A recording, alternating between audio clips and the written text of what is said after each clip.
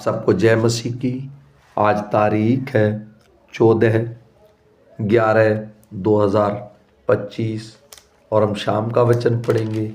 हम पढ़ेंगे विलाप गीत की पुस्तक में से उसका 3, 4 और 5 अध्याय। उसके रोष की छड़ी से दुख भोगने वाला पुरुष मैं ही हूँ।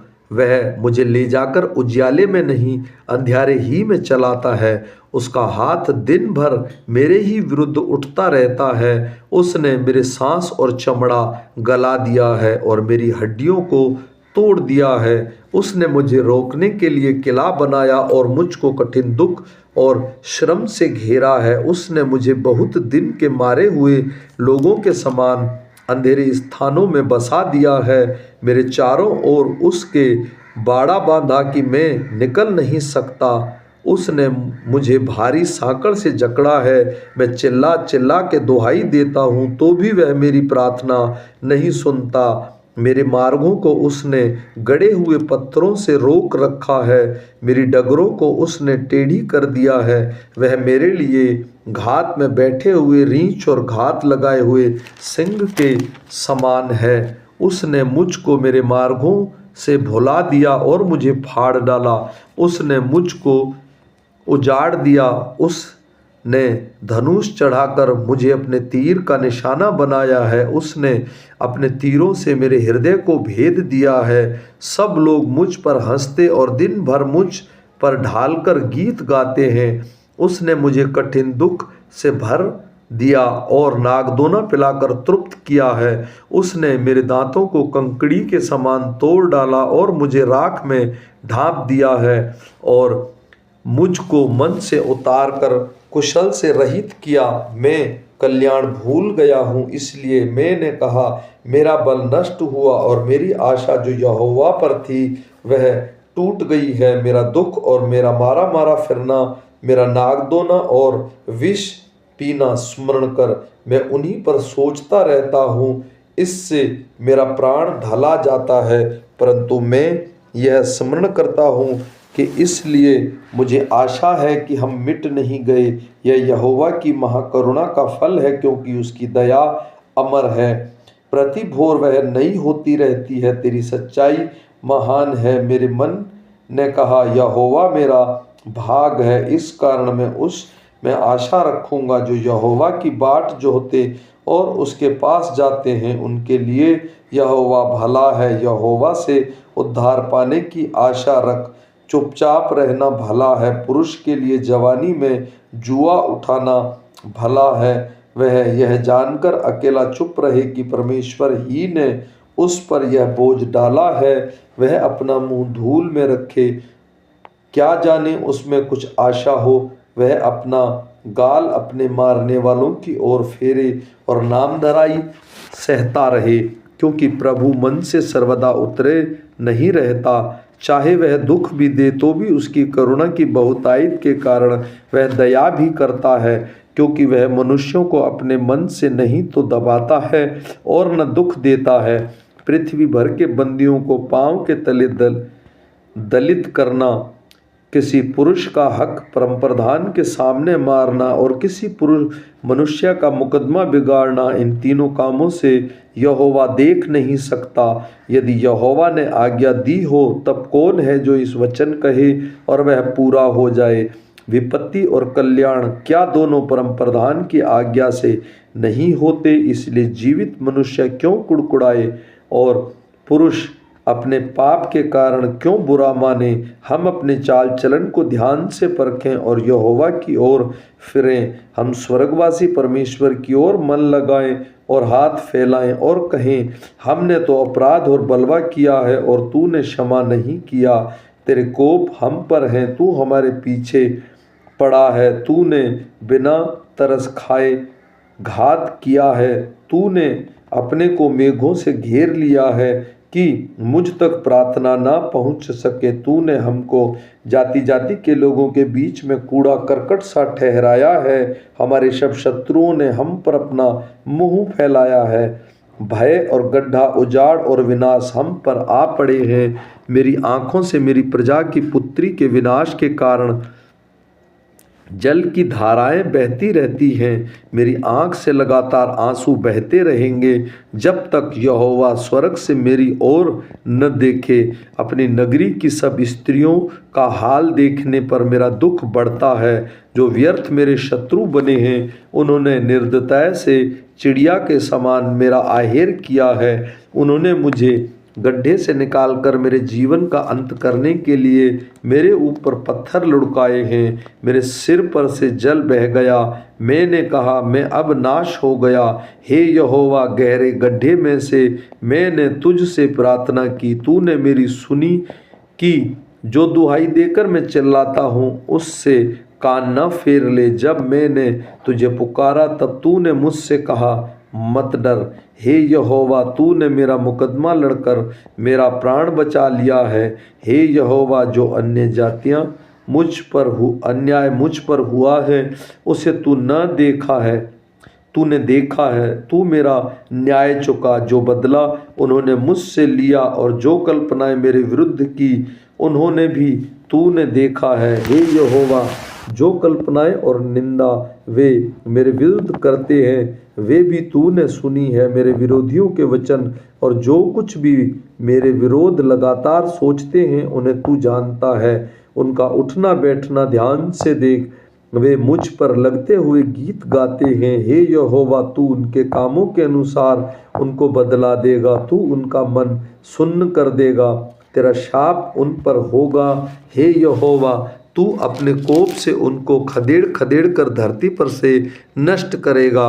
सोना कैसा खोटा हो गया, अत्यंत खरा सोना कैसा बदल गया है।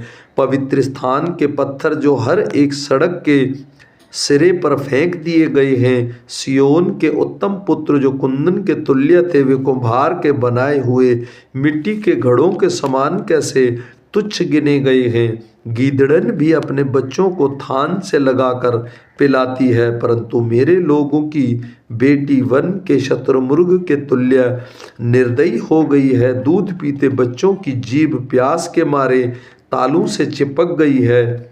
बाल बच्चे रोटी मांगते हैं, परंतु कोई उनको नहीं देता। जो स्वादिष्ट भोजन खाते थे, वे अब सड़कों में व्याकुल फिरते हैं। जो मखमल के वस्त्रों में पले थे, अब घूरों पर लेटते हैं। मेरे लोगों की बेटी का अधर्म सदोम के पाप से भी अधिक हो गया है, जो किसी के हाथ डालने बिना भी क्षण भर में उलट गया था।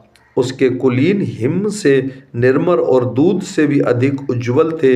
उसकी देह मूंगे से अधिक लाल और उसकी सुंदरता नीलमणि की सी थी, परंतु अब उसका रूप अंधकार से भी अधिक काला है। वे सड़कों में पहचाने नहीं जाते।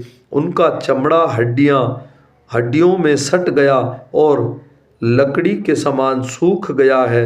तलवार के मारे हुए भूख के मारे हुओं से अधिक अच्छे हैं, जिनका प्राण खेत की उपज बिना भूख के मारे सूख जाता है। दयालु स्त्रियों ने अपने ही हाथों से अपने बच्चों को पकाया। मेरे लोगों के विनाश के समय वे ही उसका आहार बन गए। यहोवा ने अपनी पूरी जलजलाहट प्रकट की। उसने अपना कोप भड़काया, बहुत ही भड़काया, और सियोन में ऐसी आग लगाई कि जिससे उसकी नींव तक भस्म हो गई है।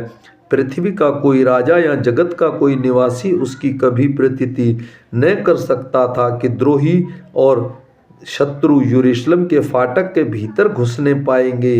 यह उसके भविष्यवक्ताओं के पापों और उसके याजकों के अपराध के कामों के कारण हुआ, क्योंकि वे उसके बीच अधर्मियों की हत्या करते आए हैं। वे अब सड़कों में अंधे सरीखे मारे मारे फिरते हैं और मानो लहू के छींटे से यहाँ तक अशुद्ध हैं कि कोई उनका वस्त्र छू नहीं सकता।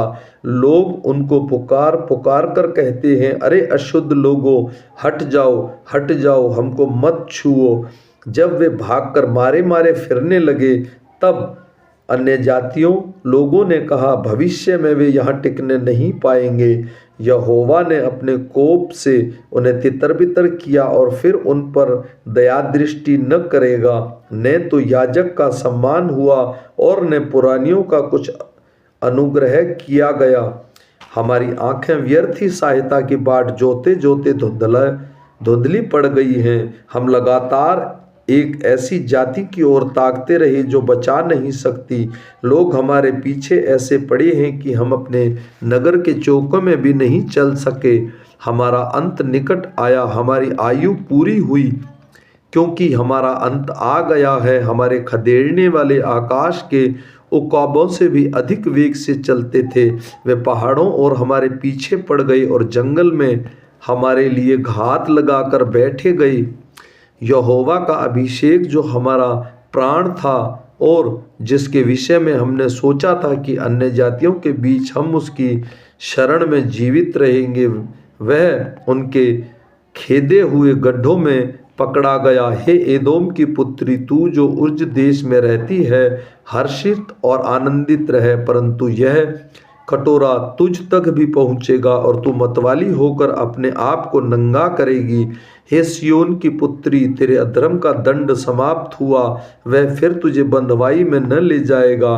परंतु हे एदोम की पुत्री, तेरे अधर्म का दंड वह तुझे देगा, वह तेरे पापों को प्रकट करेगा।